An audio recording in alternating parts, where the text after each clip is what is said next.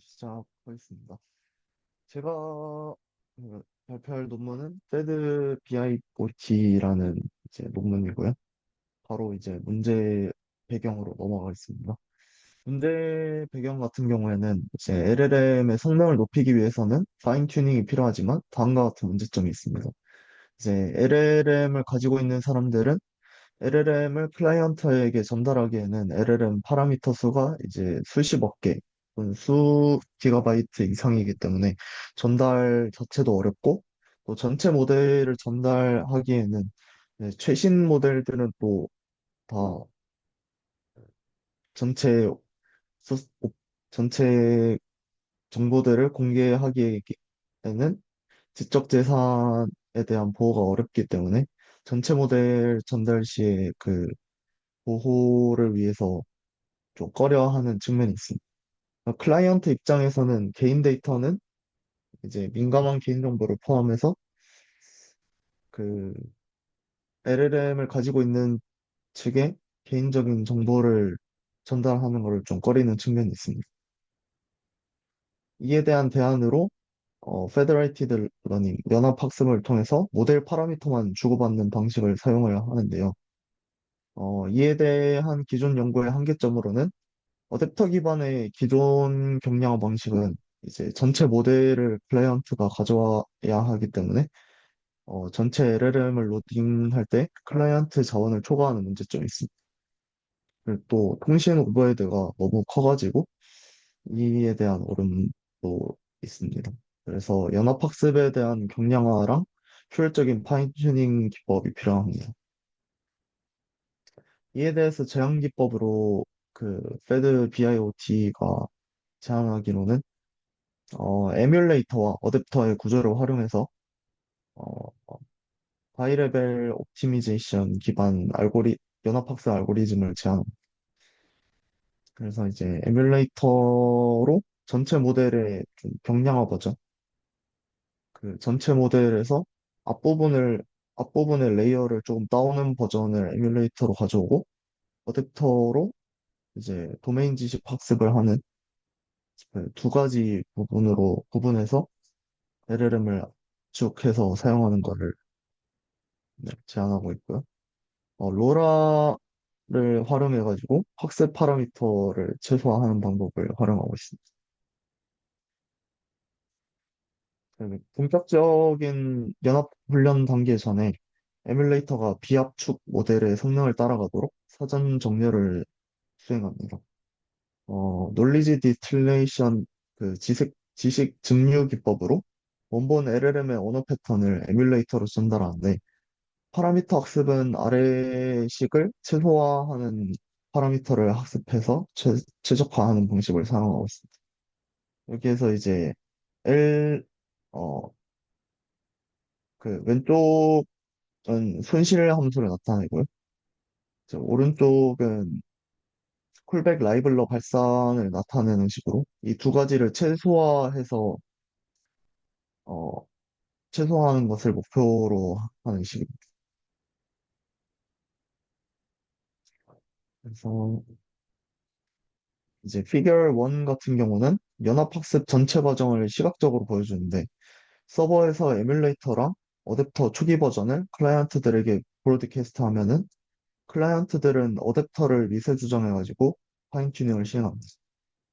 이때 클라이언트는 에뮬레이터는 건드리지 않고 어댑터만 미세 조정하는 방식이고요. 로컬 업데이트가 끝나면 클라이언트는 업데이트된 어댑터를 서버로 업로드하고 서버는 이를 집계해서 비압축 LLM의 그 동작을 잘 재현할 수 있도록 공개 데이터셋을 이용해서 에뮬레이터를 미세 조정합니다. 결과적으로 이제 에뮬레이터와 어댑터는 서로 교차적으로 학습이 돼가지고 균형점으로 실험하게 되는 방식입니다.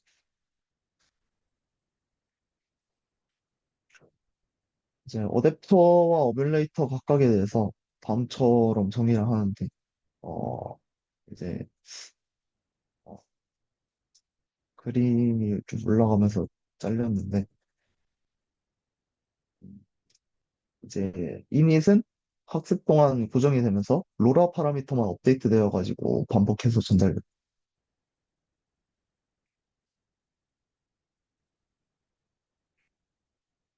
어, 음, 예, 그 글이 좀 잘리긴 하는데, 이 클라이언트 측에서 어댑터를 조정하는 목적 함수는 이 식과 같고요. 첫 번째 항은 클라이언트의 클라이언트 M의 로컬 손실 함수 FM들의 가중 평균을 나타내고요. 두 번째 항은 어댑터의 변경량을 제한하는 정교화 항.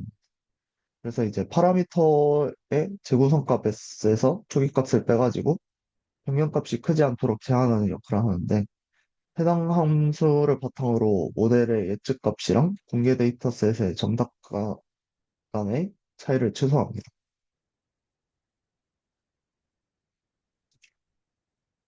어, 자, 이제, 어,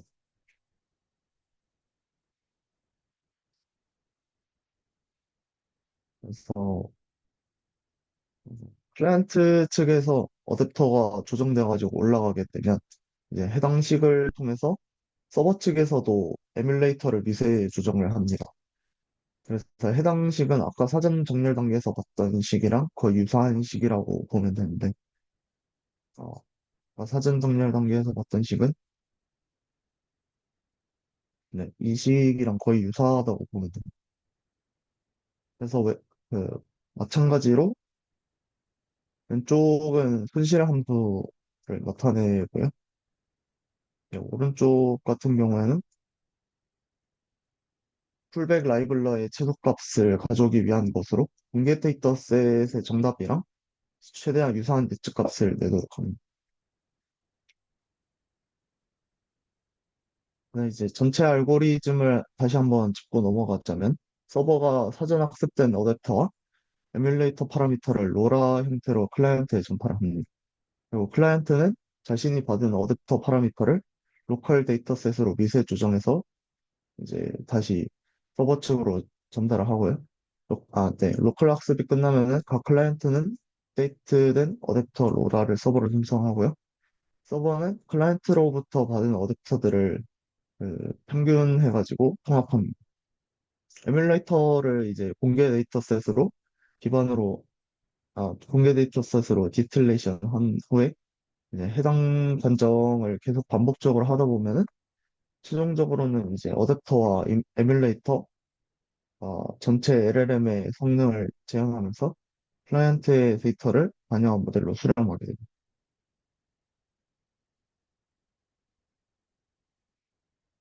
어, 그래서 이제 다음으로는 성능 평가인데 벤치마크 데이터셋 및 모델 학습으로는 페더레이티드 스코프 LLM의 연구를 활용했고요. LLM을 세 가지 자연어 처리 작업에 대해서 학습하고 평가합니다. 세 가지는 이제 수학 문제 푸는 것과 코드를 생성하는 것, 그리고 질의응답에 대한 내용입니다.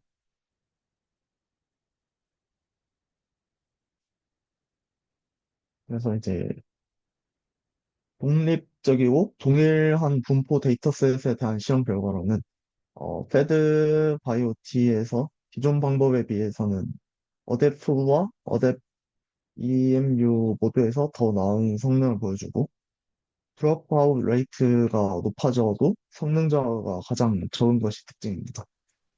이는 패드 바이오티의 레귤러리제이션과 이제 에뮬레이터 재정렬 전략이 잘 작동했다고 볼 수 있는 부분입니다.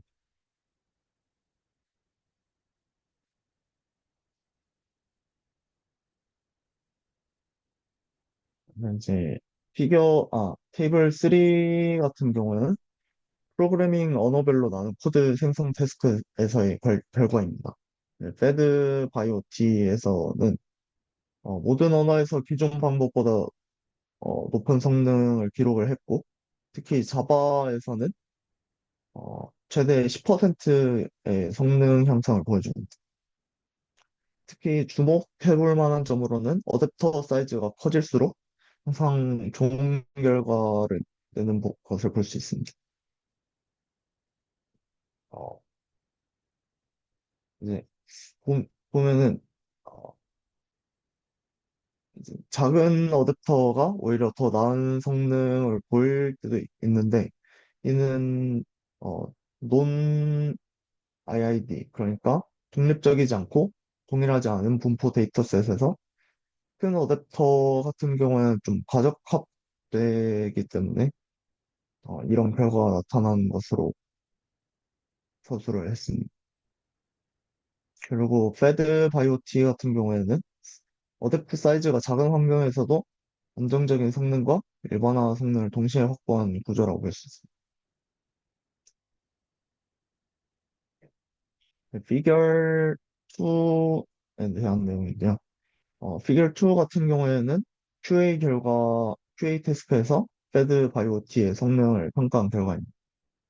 A랑 B를 비교해 보면은 어댑터 2가 이제 어댑터 4보다 성능이 더 좋았는데 이는 앞서 설명드렸듯이 작은 어댑터가 로컬 오버피팅을 줄여주기 때문에 이런 결과가 나타난 것으로 보고 있습니다. C에서는 드롭아웃을 0.5까지 증가시켰을 때 성능을 비교를 했는데 패드바이오티는 거의 영향을 받지 않았지만 오프사이트 튜닝과 패드오티는 큰 폭의 성능 저하가 이제 조금씩 발생하는 것을 볼 수 있습니다. 이는 이제 매 라운드마다 서버에서 수행되는 에뮬레이터 디스틸레이션이 성능을 안정적으로 유지시켜주는 메커니즘을 작동했음을 보여줍니다.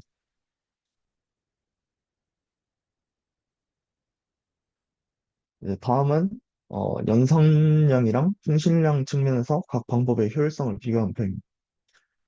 모든 방법은 풀 파인 튜닝이 아닌 로라 기반 파인 튜닝만 수행해가지고 기본적으로 경량화된 구조를 가지고 있습니다. 이 중에서 패드 바이오티는 가장 낮은 플랍스 토큰, G 플랍스 토큰 값을 기록하는데 이는 연산량이 가장 적은 구조를 나타냅니다. 그리고 이제 연산량이 가장 작은 이유로는 패드바이오티에서는 어댑터가 모델의 상단이 아니라 출력층 가까이에 위치해 있기 때문에 역전파 과정에서 많은 레이어를 거치지 않아도 되고 결과적으로 클라이언트 입장에서 계산 비용이 줄어들게 되는 이유로 이제 연산량이 작은 것으로 파악을 했고요. 그리고 이제 반대로 패드 OT랑 오프사이트 튜닝 같은 경우에는 어댑터가 상단과 하단에 나뉘어져 있어가지고 백프로파게이션 경로가 길어지고 연산량이 많아지는 결과로 볼 수 있습니다. 통신량 측면에서는 이제 메가바이트 퍼 라운드가 이제 통신량으로 볼 수 있는데 통신량 측면에서는 패드바이오티가 어댑터와 에뮬레이터 로라를 모두 전달해야 하므로 오프사이트 튜닝이나 패드오티보다는 통신량이 다소 높은 것을 확인할 수 있습니다. 이처럼 토큰 연산 비용은 패드바이오티에서 낮은 비용이 들지만 통신에서는 비교적 기존 연구보다 더 많은 비용이 드는 것을 확인할 수 있습니다.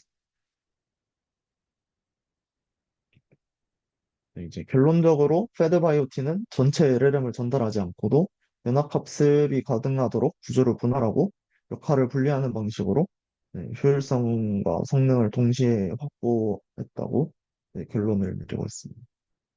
이상입니다.